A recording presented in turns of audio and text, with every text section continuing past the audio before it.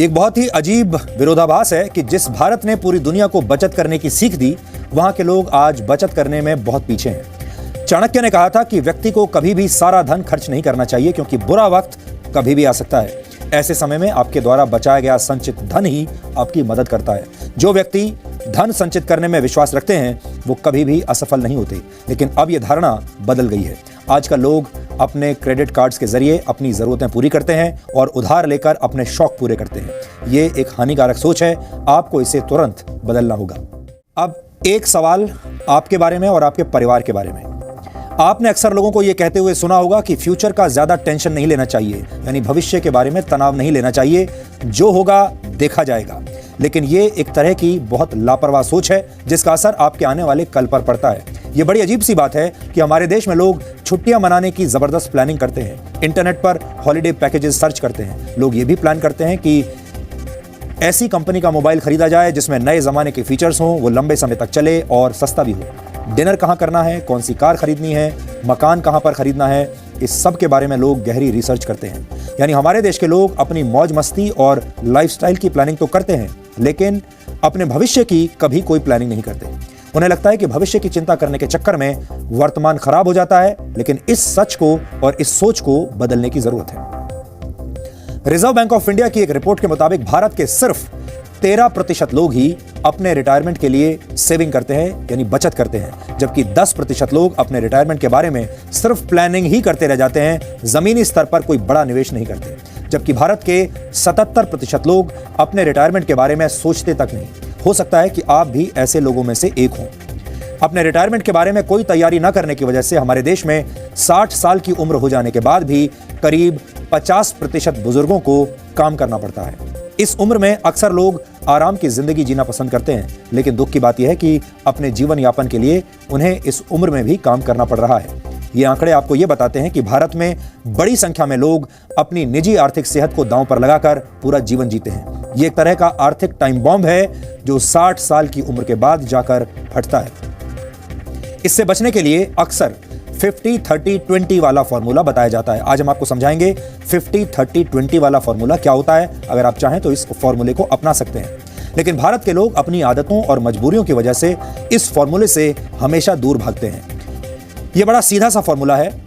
Tax चुकाने के बाद अपनी कमाई का 50% हिस्सा अपनी जरूरतों पर खर्च कीजिए। इसके बाद 30% हिस्सा अपनी इच्छाओं पर खर्च कीजिए और बाकी का 20% हिस्सा अपनी सेविंग्स में लगाइए, यानी बचत कीजिए। ऐसा करने से आप अपना भविष्य सुरक्षित रख सकते हैं और आने वाले दिनों को अच्छे दिन बना सकते हैं। लेकिन हमारे देश में नौकरी करने वाले लोगों को लगता है कि अभी इतने आगे तक सोचना क्यों है, 4 दिन जिंदगी है, पूरी मौज मस्ती के साथ जीनी चाहिए। कुछ लोगों का यह तर्क भी होता है कि महंगाई के ज़माने में बैंक की EMI चुकाने और परिवार की ज़रूरतें पूरी करने के बाद इतना पैसा बचता ही नहीं कि रिटायरमेंट के बाद वाली सेविंग के बारे में सोचा जाए। वैसे हमारे देश में ज़्यादातर लोग अपनी कमाई का बड़ा हिस्सा अपने बच्चों की पढ़ाई और उनकी शादी में खर्च कर देते हैं। उसके बाद वो इन्हीं बच्चों पर निर्भर हो जाते हैं। ये एक ऐसा सामाजिक बंधन है जो कई पीढ़ियों को अपनी गिरफ्त में ले चुका है, ले लेता है। नेशनल सैंपल सर्वे ऑफिस की एक रिपोर्ट के मुताबिक भारत के ग्रामीण इलाकों में रहने वाले 60 साल की उम्र से ज्यादा के 73% लोग अपने बच्चों पर निर्भर हैं, जबकि शहरी क्षेत्रों में करीब 68% बुजुर्ग अपने बच्चों पर निर्भर हैं। भारत की सबसे बड़ी समस्या यह है कि यहाँ की 80% आबादी गैर संगठित क्षेत्रों में काम करती है। इन क्षेत्रों को पेंशन स्कीम के तहत वर्ष 2015 में अटल पेंशन योजना के अंतर्गत कवर किया गया था। यह पेंशन योजना तैयार की गई थी। इस पेंशन योजना के तहत बुजुर्गों को हर महीने 1000 से 5000 रुपए दिए जाएंगे। ये एक अच्छा प्रयास तो है, लेकिन आज के दौर में इस रकम से सम्मानपूर्वक जीवन जीना असंभव है। हमने नहीं सिक्योर किया क्योंकि हमारा फ्यूचर प्लान तो हमारे बच्चे थे। लाइबिलिटीज इतनी ज़्यादा होती है, सोर्स ऑफ इनकम कम होता है और पॉसिबिलिटीज़ नहीं है जॉब्स की, और तो इस वजह से लोग अपना प्रेजेंट पहले सिक्योर करें, बाद में फ्यूचर देखेंगे। आज में जीने पर यकीन रखने वाले भारतीय अपने भविष्य को मुश्किल में डाल रहे हैं। इसके पीछे लोगों की अपनी दलील भी है, या ये कहें कि भविष्य पर फोकस न करने के 1000 बहाने हैं। लेकिन इस बात को समझने की जरूरत है कि आपकी दलील और तर्कों से भविष्य को सुरक्षित नहीं किया जा सकता। अपने बेहतर भविष्य के लिए आपको बचत करनी ही पड़ेगी। वरना आपकी ये लापरवाह सोच आने वाले कल पर बहुत भारी पड़ेगी। मौजूदा दौर में भारत के 60 वर्ष की उम्र के बुजुर्ग अपनी जिंदगी को जीने के लिए आज भी काम कर रहे हैं। RBI's report, RBI's household financial savings report, only about 24%, 24% population actually lays emphasis on planning for retirement.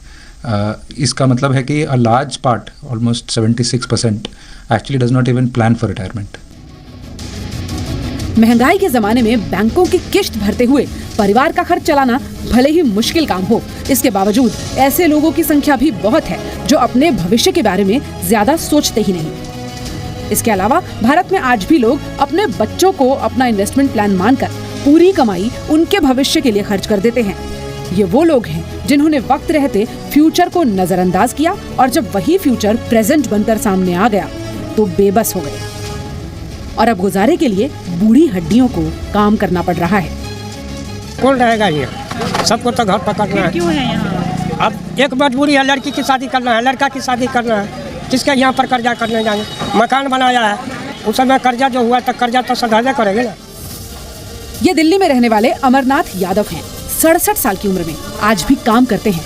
इस उम्र में अक्सर लोग आराम की जिंदगी की उम्मीद करते हैं, लेकिन अमरनाथ अपने भविष्य के लिए कुछ प्लान नहीं कर पाए।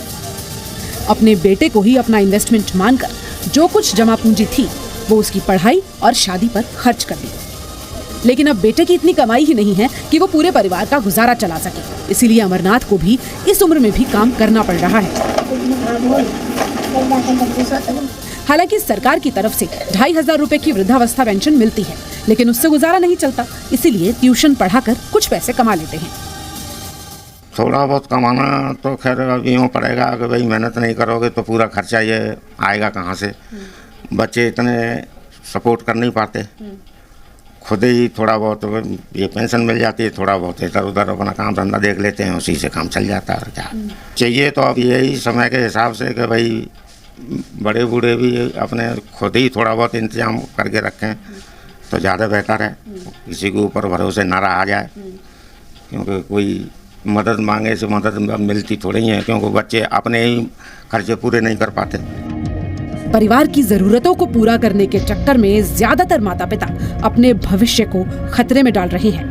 भारत में रिटायरमेंट प्लान न करने की कई वजहें हैं, लेकिन इनमें सबसे पहली वजह यह है कि लोग अपने बच्चों में ही अपना भविष्य देखते हैं और जब बच्चे उनका ये सपना तोड़ देते हैं तो बुढ़ापे में काम करना पड़ता है।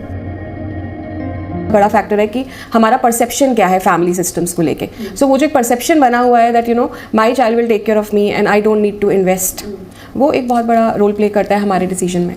तो कहीं ना कहीं हम कलेक्टिव अप्रोच रखते हैं जिसमें हमें ये लगता है कि हम करें और हमारा पूरा का पूरा फैमिली उसको शेयर करे और हम उससे चला लेंगे। But then at the end of the day the joint system is converting into nuclear system, क्योंकि ये ट्रांजिशन फेज है एंड लोग अपनी जो उनकी पुरानी एक सोच चली आ रही है वो उसके हिसाब से प्लान करते हैं या डिसीजंस लेते हैं। सो परसेप्शन का बहुत सिग्निफिकेंट रोल है हमारे इन्वेस्टमेंट डिसीजंस में।